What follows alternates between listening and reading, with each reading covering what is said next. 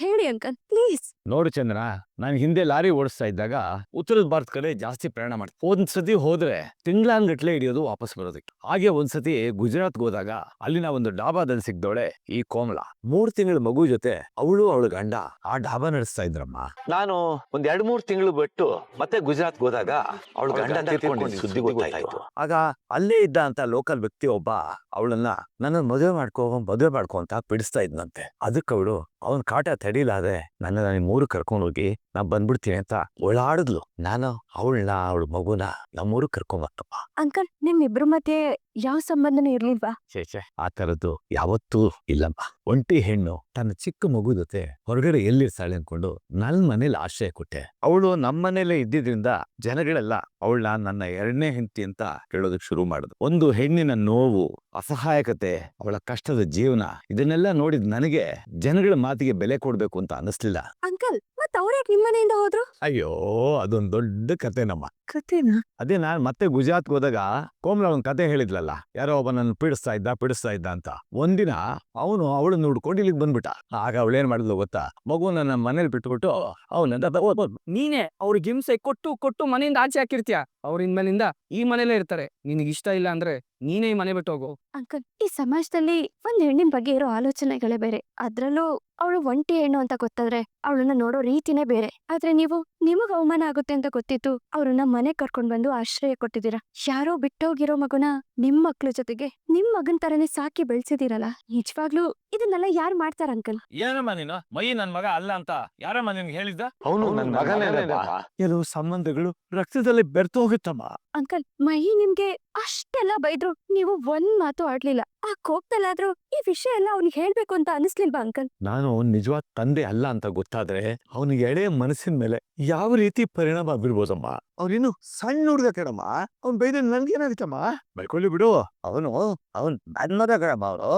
ಯಾಕಮ್ಮ ನೀನು ಇದಕ್ಕೆಲ್ಲ ಅಳ್ತಾ ನಿಂತ್ಕೊಂಡಿದ್ಯಾ? ಹೋಗು ಮನೆಯಲ್ಲಿ ಅದೇನೋ ಕುಡ್ತಿಯಲ್ಲ, ಲ್ಯಾಪ್ಟಾಪ್ ಗಿಫ್ಟಾಪ್ ಏನೋ ಅಂತೀಯಲ್ಲ, ಹೋಗಿ ಅದನ್ನ ಕುಟ್ಟೋಗ್ ಹೋಗ್. ನಿಮ್ ತರ ಯಾರು ಇರಲ್ಲ ಅಂಕಲ್. ತಾನ್ ಹೆತ್ತಿರೋ ಮಕ್ಳನ್ನೇ ಬೀದಿ ಪಾಲ್ ಮಾಡೋ ಜನ ಇರೋ ಈ ಕಾಲದಲ್ಲಿ ನಿಮ್ ಮಗ ಅಲ್ಲ ಅಂತ ಗೊತ್ತಿದ್ದು ನಿಮ್ ಮಕ್ಳಿಗಿಂತ ಹೆಚ್ಚಾಗಿ ಮೈನ ಸಾಕಿ ಸಲಹಿದಿರ. ನೀವು ನಿಜವಾಗ್ಲೂ ಗ್ರೇಟ್ ಅಂಕಲ್, ನಿಜವಾಗ್ಲೂ ಗ್ರೇಟ್. ಚಂದನ, ಇದೆಲ್ಲ ಮೈಗೆ ಯಾವುದೇ ಕಾರಣಕ್ಕೂ ಗೊತ್ತಾಗೋದ್ ಬೇಡಮ್ಮ. ಯಾಕೆಂದ್ರೆ ಅವ್ರಮ್ಮ ಮನೆ ಬಿಟ್ಟು ಹೋಗಿರೋದ್ರಿಂದ ಅವನು ತುಂಬಾ ನೋವಿನಲ್ಲಿರ್ತಾನೆ.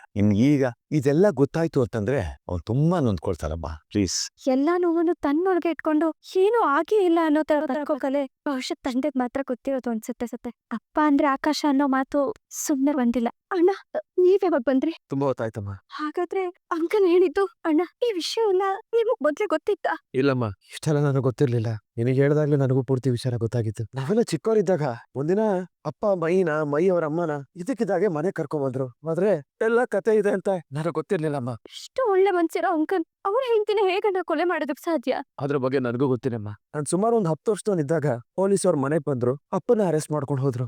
ಆಮೇಲೆ ಕೆಲವು ವರ್ಷ ನನ್ ತಮ್ಮದಿರ್ನ ನಾನೇ ಸಾಕ್ತೆ. ಅಪ್ಪ ಶಿಕ್ಷೆ ಎಲ್ಲ ಮುಗಿಸಿ ವಾಪಸ್ ಬಂದಾಗ ನಾನು ಅವ್ರನ್ನ ಏನು ಕೇಳಕ್ ಹೋಗ್ಲಿಲ್ಲಮ್ಮ. ಹೀಗೆ ಇಷ್ಟು ವರ್ಷಗಳು ಕಳೆದೋಯ್ತಮ್ಮ. ಅಣ್ಣ, ನೋಡಮ್ಮ ಚಂದನ, ಈ ಯಾವ ವಿಷಯನೂ ನನ್ ತಮ್ಮಂದಿರಿಗೆ ಹೇಳಕ್ ಹೋಗ್ಬೇಡಮ್ಮ. ನಾವೆಲ್ಲ ಇಷ್ಟು ವರ್ಷ ಹೇಗಿದ್ವೋ ಇನ್ ಮುಂದೆನೂ ಹಾಗೆ ಇದ್ಬಿಡ್ತೀವಿ. ಹೀಗೆಲ್ಲ ಆಗಿದೆ ಅಂತ ಅವ್ರಿಗೆ ಗೊತ್ತಾಗದೆ ಬೇಡ. ಅಯ್ಯೋ ಚಂದನ, ಅಳ್ಬೇಡಮ್ಮ, ನೀನು ಸಮಾಧಾನ ಮಾಡ್ಕೊ. ಅಣ್ಣ, ನಿಮ್ಗಳ ಬಗ್ಗೆ ನಿಮ್ ಮನೆ ಬಗ್ಗೆ ಊರಲ್ಲಿ ಜನ ಏನ್ ಬೇಕಿದ್ರು ಮಾತಾಡ್ಬೋದು. ಆದ್ರೆ ನಿಮ್ಮೆಲ್ರ ಮೇಲೂ ನನ್ಗೆ ಗೌರವ ಜಾಸ್ತಿ ಆಯ್ತಣ್ಣ. ಅಣ್ಣ ತಾನ್ ಜನ್ಮ ಕೊಟ್ಟಿಲ್ಲ ಅಂದ್ರು ತನ್ ಮಗನ್ ತರಾನೇ ಸಾಕಿ ಸಲಹಿರೋ ತಂದೆ ಒಂದ್ ಕಡೆ ಆದ್ರೆ ಜೊತೆಲಿ ಹುಟ್ಟಿಲ್ಲ ಅಂತ ಗೊತ್ತಿದ್ರು ತನ್ ತಮ್ಮಂದ್ರಿಗಿಂತ ಹೆಚ್ಚಾಗಿ ಪ್ರೀತಿ ಕೊಟ್ ಸಾಕಿರೋ ನೀವ್ ಒಂದ್ ಕಡೆ ಅಣ್ಣ. ಅಣ್ಣ, ನಿಮ್ ಮನೇಲಿ ಶ್ರೀಮಂತಿಕೆ ಎಂದೇ ಇರ್ಬೋದು, ಆದ್ರೆ ನಿಮ್ ಎಲ್ರ ಹೃದಯದಲ್ಲಿ ಪ್ರೀತಿ ಅನ್ನೋ ಶ್ರೀಮಂತಿಕೆ ಇದೆ. ಇವತ್ ಹೇಳ್ತಿದ್ದೀನಣ್ಣ, ನಾನ್ ನಿಮ್ ಮನೆಗ್ ಬಂದಿದ್ದು ನಿಮ್ ಎಲ್ರ ಮಧ್ಯೆ ಇರೋದು ನಿಜವಾಗ್ಲೂ ನನ್ನ ಅದೃಷ್ಟ ಅಣ್ಣ, ನನ್ನ ಅದೃಷ್ಟ. ಅಳ್ಬೇಡಪ್ಪ, ನೀನ್ ಸಮಾಧಾನ ಮಾಡ್ಕೊ. ಬಾಮ್ಮ, ಮನೇಲೆಲ್ಲರೂ ಕಾಯ್ತಾ ಇರ್ತಾರೆ, ಹೋಗೋಣ. ಹಲೋ, ಏನ್ರ ಅಣ್ಣ ಬಂದ್ರು ಮರ್ಯಾದೆ ಕೊಡದೆ ಹಂಗೆ ಕೂತೀರಾ? ಇನ್ನೇನಪ್ಪ ಮಾಡ್ಬೇಕಿತ್ತು? ನೀನ್ ಬಂದೆ ಅಂತ ಬ್ಯಾಂಡ್ ಸೆಟ್ ಅವ್ರನ್ನ ಕರ್ಸಿ ಆರ್ತಿ ಎತ್ತಿ ಡ್ಯಾನ್ಸ್ ಮಾಡಿ ವೆಲ್ಕಮ್ ಮಾಡ್ಬೇಕಿತ್ತಾ? ನೀವ್ ಹಂಗ್ ಮಾಡ್ತೀರಾ ಅಂದ್ರೆ ನನಗೇನು ಬೇಜಾರಿಲ್ಲಪ್ಪ. ನೋಡ್ರಿ ಮಾಡ್ತೀರಾ ಅಂತ. ಮೊದ್ಲು ಅಡ್ಗೆ ಮನೆಗೆ ಹೋಗಿ ಪಾತ್ರೆ ತೊಳಿ, ಆಮೇಲೆ ಅದಕ್ಕೆ ಬಂದ್ರೆ ಸರಿಯಾಗಿ ಬೀಳ್ಬೋದು. ಬಂದ್ರೆ ಅಂದ್ರೆ ಅಮ್ಮವ್ರ ಮನೇಲಿ ಇಲ್ವಾ? ಜಾಸ್ತಿ ನುಲಿಬೇಡ. ಅದಕ್ಕೆ ಆ ವೈನ್ ಹತ್ರ ಏನೋ ಮಾತಾಡ್ಬೇಕು ಅಂತ ಹೊರಗಡೆ ಕರ್ಕೊಂಡು ಹೋಗಿದ್ದಾರೆ. ನನ್ ಹಣೆ ಬರ ನೋಡ್ರು. ಅವ್ರಿಗೆ ನನ್ ಜೊತೆ ಮಾತಾಡಕ್ ಟೈಮ್ ಇಲ್ಲ, ಆದ್ರೆ ಅವ್ರ ಮಾವನ್ ಜೊತೆ ಮಾತಾಡಕ್ಕೆ ಹೊರಗಡೆ ಕರ್ಕೊಂಡೋಗಿದ್ದಾರೆ. ಏನ್ ಮಾಡ್ತೀಯಾ? ಅದ್ ಸರಿ, ಅಣ್ಣ ಇನ್ನು ಬಂದಿಲ್ವಾ? ಅಣ್ಣ ಮನೆಗೆ ಐಟಮ್ಸ್ ತರಬೇಕು ಅಂತ ಬ್ಯಾಗ್ ತಗೊಂಡೋದ. ಅಂದ್ರೆ ನಿಮ್ ಅದ್ಕೇನು ಮನೇಲಿಲ್ಲ, ಅಣ್ಣನೂ ಮನೇಲಿಲ್ಲ. ಹೊಟ್ಟೆ ಬರೀ ಸಿಕ್ಕಾಬಿಟ್ಟೆ ಹಸಿದಾಗಿಲ್ಲ. ಅಕ್ಕಂಟಿ ತಿನ್ನಕ್ಕೇನಾದ್ರು ಇದೆಯಾ? ಏನು ಇಳ್ದಿರೋದಕ್ಕೆ ನಾವು ಹಸ್ಕೊಂಡ್ ಕಾಯ್ಕೊಂಡಿರೋದು. ಅದ್ಗೆ ಹೋಗ್ತಾ ವೈನ್ ಕರ್ಕೊಂಡು ಹೋದ್ರಿ, ಬರ್ತಾ ಅಣ್ಣನ್ ಕರ್ಕೊಂಡ್ ಬರ್ತಿದ್ರೆ ಅಣ್ಣ ಎಲ್ಲೋಗಿದೆ? ಇಲ್ಲ ಅಂಗಡಿಗೆ ಹೋಗಿದ್ದೆ ಕಣ. ಮೇಡಮ್ ನೀವೆಲ್ಲ ಹೋಗಿದ್ರಿ? ನಾನಿಲ್ಲೇ ಸ್ವಲ್ಪ ಹೊರಗಡೆ ಹೋಗಿದ್ದೆ. ಮತ್ತೆ ಮೈ ಅಪ್ಪನ ಕರ್ಕೊಂಡು ಹೋದ್ರಿ ಅಂತಂದ. ಹಾ, ಇಲ್ಲೇ ಸ್ವಲ್ಪ ದೂರ ಕರ್ಕೊಂಡು ಹೋಗಿದ್ದೆ. ಮತ್ತೆ ಅಯ್ಯನ್ ಕರ್ಕೊಂಡೋಗಿ ಇವಾಗ ಅಣ್ಣನ ಜೊತೆ ಬರ್ತಿದಾರಲ್ಲ ಅದಕ್ಕೆ? ನಾನ್ ದಾರಿಲ್ ಬರ್ಬೇಕಾದ್ರೆ ಅಣ್ಣ ಸಿಕ್ಕಿದ್ರು, ಹಾಗೆ ಅವ್ರನ್ನೋ ಕರ್ಕೊಂಡ್ ಬಂದೆ. ಹೌದು ಕಣೋ. ನಾನು ನಡ್ಕೊಂಡ್ ಬರ್ತಾ ಇದ್ದೆ. ಚಂದನ ಬಂದು ಯಾಕಣ್ಣ ನಡ್ಕೊಂಡ್ ಹೋಗ್ತೀರಾ, ನನ್ ಜೊತೆನೆ ಬನ್ನಿ ಮನೆವರೆಗೂ ಅಂತ ಹೇಳಿದ್ಲು, ಅದಕ್ಕೆ ಬಂದೆ. ಅಂಗಡಿಗೆ ಹೋಗಿದೆ ಅಂತಿದ್ಯಾ, ಏನು ತಂದಿಲ್ಲ? ಅದು ಚಿಕನ್ ಮಾಡೋಣ ಅಂತ ಅನ್ಕೊಂಡೆ ಕಣೋ, ಅದಕ್ಕೆ ಏನು ತರ್ಲಿಲ್ಲ. ಮತ್ತೆ ಚಿಕನ್ ಎಲ್ಲಿ? ಈಗ ಬೆಳಗಿನ ಟೈಮ್ ಅಲ್ವನ, ಈಗ ದೋಸೆ ಮಾಡ್ತೀನಿ, ಮಧ್ಯಾಹ್ನ ಹೋಗಿ ಚಿಕನ್ ತಗೊಂಡ್ಬರ್ತೀನಿ. ಮತ್ತ್ಯಾಕಣ ಅಂಗಡಿಗೆ ಹೋಗಿದ್ದೆ? ಅಯ್ಯೋ ಹೋದ್ಮೇಲೆ ಅನಿಸ್ತು ಕಣ, ಅದಕ್ಕೆ ವಾಪಸ್ ಬಂದೆ. ಸರಿ, ಇವ್ ರಾಮನ್ ಇಲ್ಲಿ. ಅಂಕಲ್, ನಾನ್ ಗಾಡಿಲ್ ಬರಲ್ಲ, ನಡ್ಕೊಂಡ್ ಬರ್ತೀನಿ ಅಂತ ಅಂದ್ರು, ಅದಕ್ಕೆ ನಾನ್ ಬಂದೆ. ಅದ್ ಸರಿ, ಅವನ್ ಯಾಕೆ ಕರ್ಕೊಂಡೋದ್ರಿ, ಏನ್ ವಿಷಯ? ಏನು, ನೀವೇನ್ ಪೊಲೀಸಾ? ಬಂದಾದ್ಮೇಲೆ ಒಂದ್ ಕ್ವಶನ್ ಕೇಳ್ತಾನೆ ಇದೀರಲ್ಲ. ಅಂಕಲ್ನ ಯಾಕೆ ಕರ್ಕೊಂಡ್ ಹೋದ್ರಿ ಅಂತ ಕೇಳ್ತೀರಾ, ಅಣ್ಣನ ಯಾಕೆ ಕರ್ಕೊಂಡ್ ಬಂದ್ರಿ ಅಂತ ಕೇಳ್ತೀರಾ. ಈ ಮನೇಲಿ ನಾನ್ ಏನ್ ಮಾಡೋದು ನಿಮ್ಮನ್ ಕೇಳೇ ಮಾಡ್ಬೇಕಾ? ಏನಣ್ಣ ಇದು, ಇವ್ರು ಒಂದೇ ನಿಮಿಷಕ್ಕೆ ಹಿಂಗ್ ಸುನಾಮಿ ಎಬ್ಸ್ಬಿಟ್ರು. ಅದಕ್ಕೆ ಅಕ್ಕೆ ಹತ್ರ ಹುಷಾರಾಗಿರು ಅಂತ ಹೇಳೋದು. ಅಯ್ಯೋ, ಇವತ್ ಯಾಕೋ ನನ್ ಟೈಮೇ ಸರಿ ಇಲ್ಲ ಅಣ್ಣ, ತುಂಬಾ ಹೊಟ್ಟೆ ಆಗ್ತಿದೆ. ದೋಸೆ ಗೀಸೆ ಎಲ್ಲ ಮಾಡ್ಬೇಡ, ನೀನ್ ಬಿರಿಯಾನಿನೇ ಮಾಡು. ಆಯ್ತು ಕಣೋ, ಬಿರಿಯಾನಿ ಮಾಡ್ಕೊಡ್ತೀನಿ. ಗಂಟಿ, ನೀನ್ ಬೇಗ ಹೋಗಿ ಚಿಕನ್ ತಂದ್ಬಿಡು, 20 ನಿಮಿಷ ಬಿರಿಯಾನಿ ರೆಡಿ ಮಾಡ್ತೀನಿ. ಇವಾಗ ಅವಾಗಿಂದ ಹಸು ಹಸು ಅಂತ ಬಡ್ಕೋತಿದ್ದೆ, ಈಗ ಬಿರಿಯಾನಿ ರೆಡಿ ಆಗೋವರೆಗೂ ತಡ್ಕೋತ್ಯಾ? ಬಿರಿಯಾನಿ ಸಿಗುತ್ತೆ ಅಂದ್ರೆ ತಡ್ಕೋತೀವಿ, ಒಳ್ಳೇದ್ ಸಿಗುತ್ತೆ ಅಂದ್ರೆ ಕಾಯೋ ತಾಳ್ಮೆನ ಬೆಳೆಸ್ಕೋಬೇಕು ಕಣ, ನೀನು ಕಲ್ತ್ಕೋಬೇಕಾಗತ್ತೆ. ಗೊತ್ತು, ಬೇಗ ಬಂದ್ಬಿಡು. ಅಣ್ಣ, ಬಿರಿಯಾನಿ ಸ್ಮೆಲ್ಗೆ ಹಸು ಜಾಸ್ತಿ ಆಗೋಯ್ತು, ಬೇಗ ಹಾಕಣ. ಆಯ್ತು ಕಣ, 2 ನಿಮಿಷ. ಅದಕ್ಕೆ ಅಂತಾನೆ 2 ದಿನಕ್ಕಾಗದ್ನ ಒಂದೇ ಸತಿ ತಿಂತೀಯ ಅಂತ ಗೊತ್ತು. ಅಣ್ಣ, ಏನ್ ಹಾಕ್ ಮಾಡ್ತಿದ್ಯಣ, ಇಷ್ಟೊಂದ್ ಗಮ್ ಅಂತಿದೆ. ಹೌದನಾ? ಅಷ್ಟು ಗೊತ್ತಾಗಲ್ಲ ನಮ್ಮಯ್ಯ, ಅದು ಅಣ್ಣ ಮಾಡ್ತಾರೋ ಬಿರಿಯಾನಿ ಎಲ್ಲ. ಚಂದನ ಅವರು ಸೇರಿ ಈರುಳ್ಳಿ ಕಟ್ ಮಾಡ್ಕೊಡ್ತಾ ಇದಾರಲ್ಲ, ಅವರು ಸೇರಿ ಅಡಿಗೆ ಮಾಡ್ತಾರದಕ್ಕೆ ಬಿರಿಯಾನಿ ಎಕ್ಸ್ಟ್ರಾ ಟೇಸ್ಟ್ ಆಡ್ ಆಗ್ಬಿಟ್ಟಿದೆ ಅಷ್ಟೇ. ಇದಕ್ಕೇನ್ ಕಡಿಮೆ ಇಲ್ಲ. ಏನಾದ್ರು ಹೇಳಿದ್ರ ಮೇಡಮ್? ಬಂದೆ ಅಣ್ಣ. ಅಣ್ಣ ಸಕ್ಕತ್ತಾಗಿದೆ. ಚಂದನ, ನೀನೊಂದ್ಸರಿ ಟೇಸ್ಟ್ ಮಾಡಮ್ಮ, ತಗೊಳ ಕೊಟ್ಟು. ಅಣ್ಣ, ಸೀರಿಯಸ್ಲಿ ಸಕ್ಕತ್ತಾಗಿದೆ. ಇಬ್ರು ಸೇರಿ ಹೊಟ್ಟೆ ಉಡ್ಸ್ತಾ ಇದಾರೆ ಕಾಣಿಸ್. ಹೊಟ್ಟೆ ತುಂಬಾ ಹಶು ಆಗ್ತಿದೆ, ಬ್ಯಾಟಿಂಗ್ ಶುರು ಮಾಡೋಣ. ಮೈ, ನೀನ್ ಇವತ್ ಸ್ನಾನ ಮಾಡ್ದ್ಯಾ? ಅದಕ್ಕೆ ಸ್ನಾನ, ಅದು ಕ್ಲೈಮೇಟ್ ಈಗ ಇದೆಯಲ್ಲ, ಅದಕ್ಕೆ ಇವಾಗ ಸ್ನಾನ ಮಾಡಿದ್ರೆ ಆಮೇಲೆ ತುಂಬಾ ಚಳಿ ಆಗುತ್ತೆ, ಚಳಿ ಆದ್ರೆ ಕೋಲ್ಡ್ ಆಗುತ್ತೆ, ಅದಕ್ಕೆ ಇವತ್ತು ಸ್ನಾನ ಮಾಡೋದಕ್ಕೆ ರಜೆ ಹಾಕಿದ್ದೀನಿ. ಹಾಗಾದ್ರೆ ಇವತ್ ಬಿರಿಯಾನಿಗೂ ರಜೆ, ಓಕೆನಾ?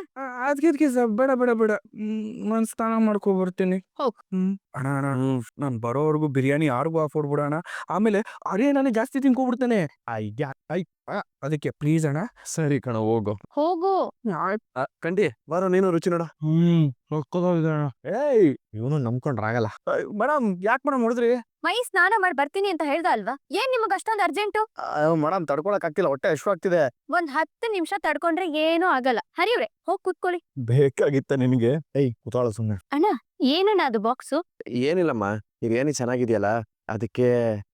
ಅದಕ್ಕೇನಣ್ಣ? ಅದಕ್ಕೆ ಅಯ್ಯೋ, ಅದೇನು ಅಂತ ಹೇಳೋಣ.